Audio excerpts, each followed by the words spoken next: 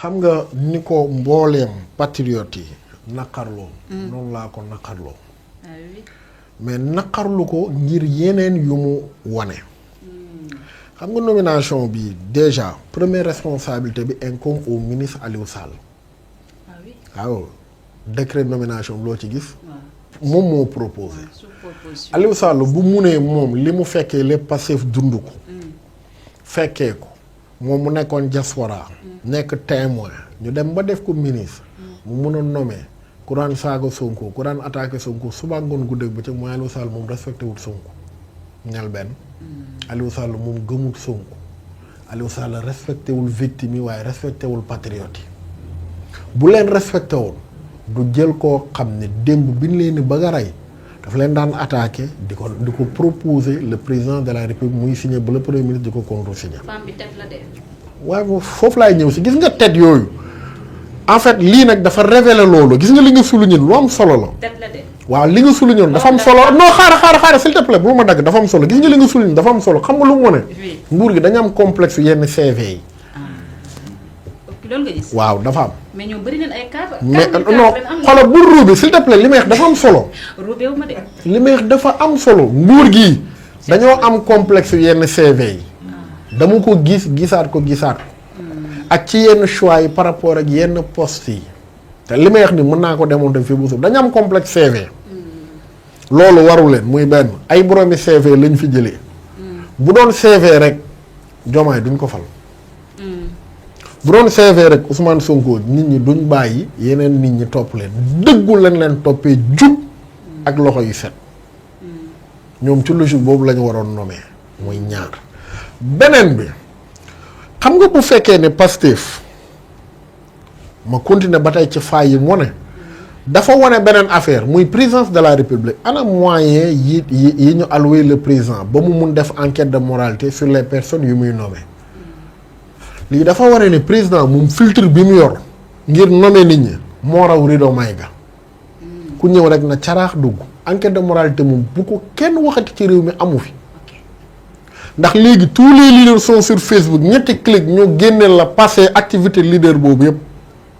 pour mëni maa ngi koy répéter tout le temps que nit ñi xëy ñu benn dimanche sañca ba jekk rek dem dugal seen carte ci urne voté dañoo xeex 2021 ba 2024 pour défendre leen donc sacrifice bi askan bi consentir pour que changement bi am rupture lañ ci yaakaar ñoom seen nguur ñi ci ëpp jaar nañu ci kaso bi comme booy yi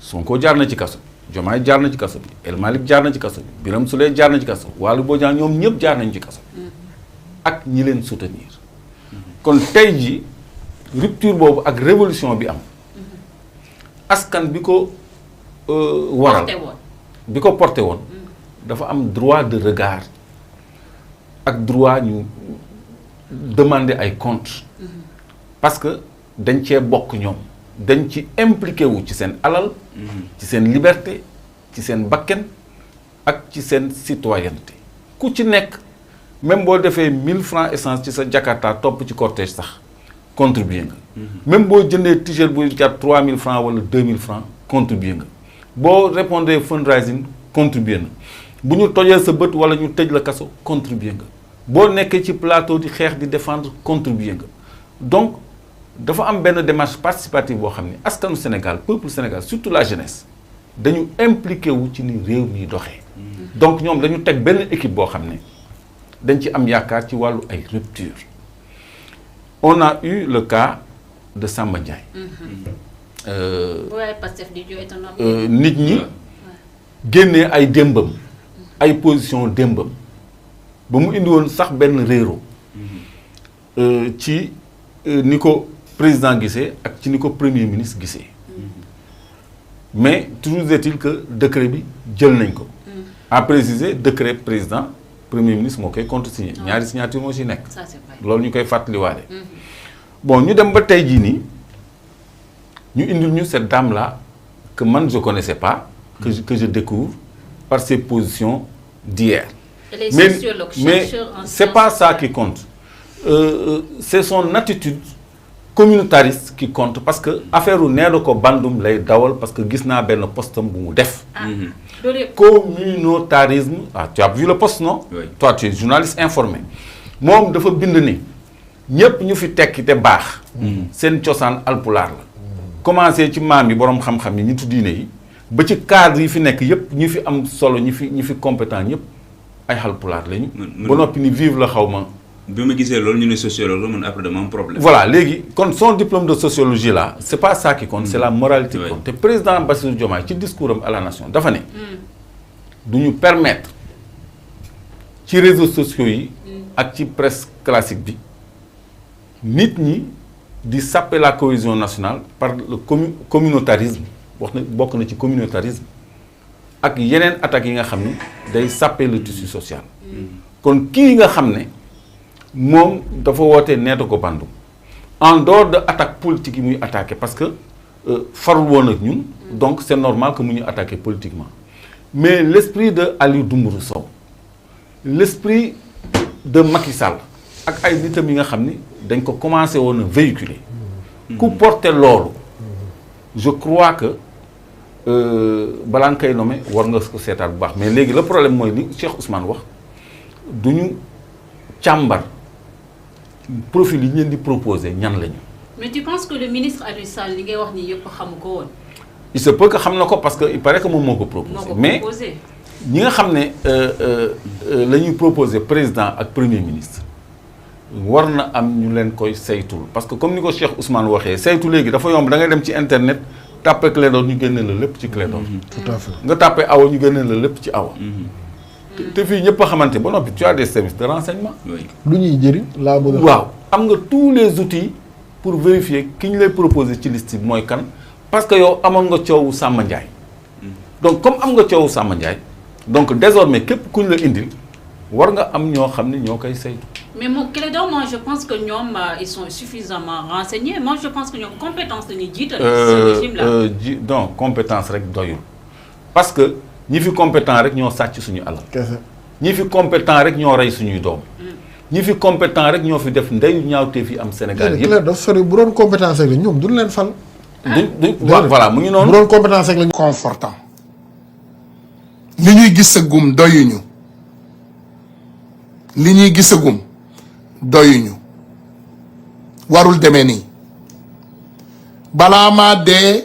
bi ma dégloo temps yële passé j'ai même écouté encore et écouté 2 fois 3 fois j'écoute de notre ministre des Affaires étrangères qui nous dit que c'est les diplomates de carrière xawma lan ak lan qui seront élus dans des postes où le président mais notre ministre des Affaires étrangères n'est pas une diplomate de carrière suñu ministre des Affaires étrangères elle est tout sauf diplomatique de carrière et notre président il est tout sauf président de carrière. Mais c'est la vérité. Il faut nous respecter. nee nañu leen man sénégalais yu bari damay wax ak ñoom ñu nañu waaw grand yéen nu may non. on fait tous partir du Sénégal. dafa am ñoo xam ne yéen la ñu jox lenge yi pour ngeen doxal. vous êtes au volant. cela ne vous fait pas le propriétaire de la voiture. Vous êtes le chauffeur de la voiture. Vous conduisez. Vous respectez tous les clients de la voiture. loolu mooy dëgg. Sénégal du Sénégal benn doomu aadama. nee naa leen ku gëm ne yow tu as pogné le Sénégal jël nga Sénégal yaa ko accaparé yaa koy gérer yaa ko moom demal nga laajaat Macky Sall. on l'avait promis qu'il ne sera pas là. Et je te promets ici et aujourd'hui, monsieur le président, si vous changez pas ces actes, 2e mandat sax doo leen ko dégg. fàttel 3e. 1950 sori na.